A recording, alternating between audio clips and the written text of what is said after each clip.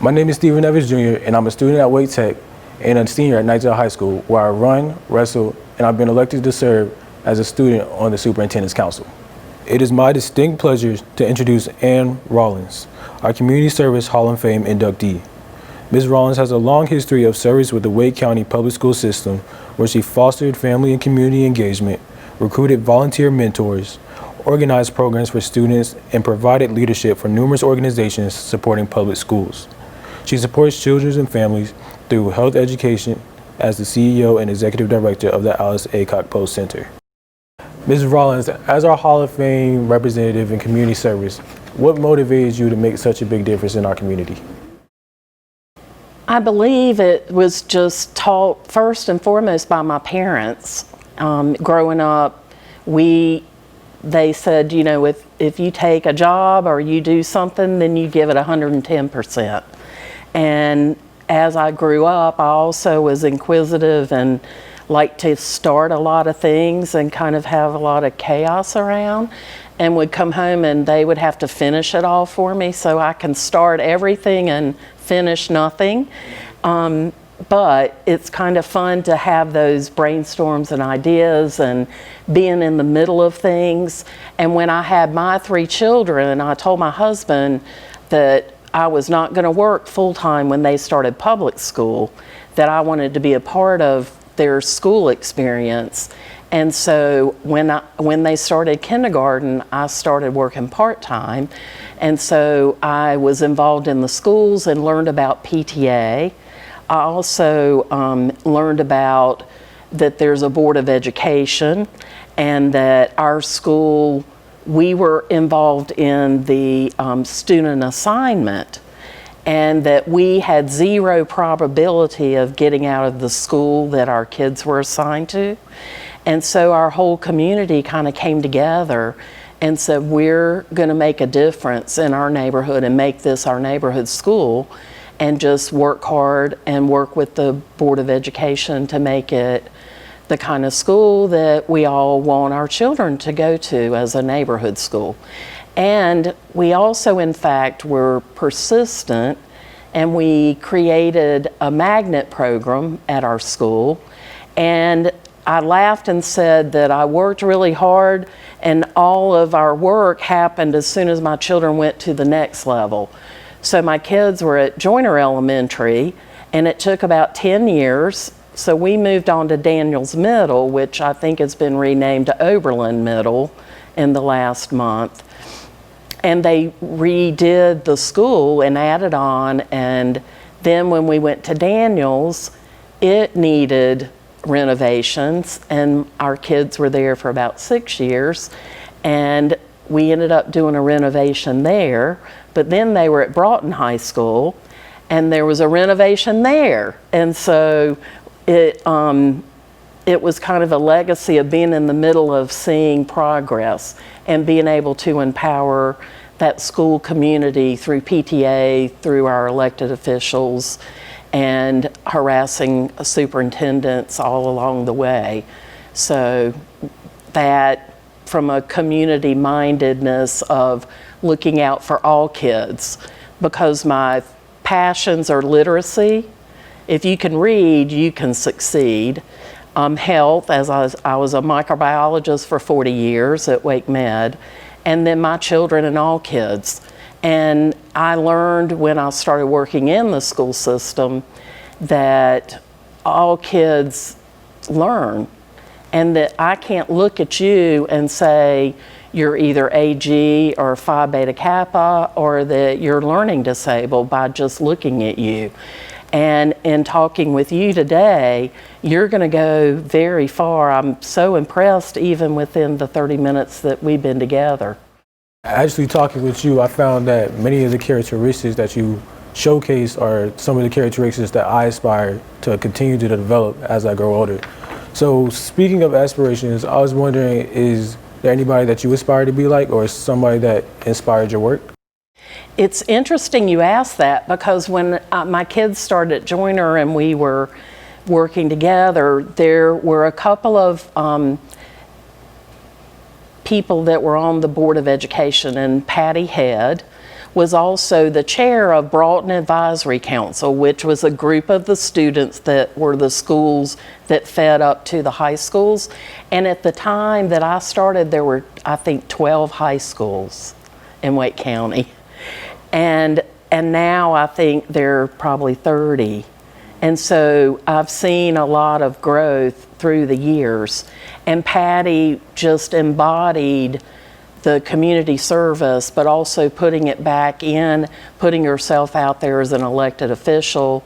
Additionally, John Gilbert and Judy Hoffman were also kind of the dynamic trio that really pushed a lot of making sure that our schools were integrated, making sure that we were trying to provide for all schools, because they all of our kids deserve what all the schools need. And so it got me involved in PTA, and then as I moved to Daniels and to Broughton, I got into PTSA, and that really opened a lot of doors to be able to reach out to other parents and to work towards what kids needed throughout those school experiences. And I want to say that George Reisinger was our principal at Joyner Elementary, and he embodied what every principal at an elementary school should be. And it was a real pleasure to learn from him, but to see how fair he was and that he really was there for the kids. And we would try to always start all our meetings with what's best for kids, because the other stuff will follow. But if we're doing this for our children that are in this school or in this county, then we're doing the right thing. And if you were to see the start of yourself at the beginning of her career, what advice would you give? So I actually was thinking about, if I was talking to someone like you that is really starting out and looking at your future, I always think of Maya Angelou, because she has such great quotes. If you're always trying to be normal, you will never know how amazing you can be.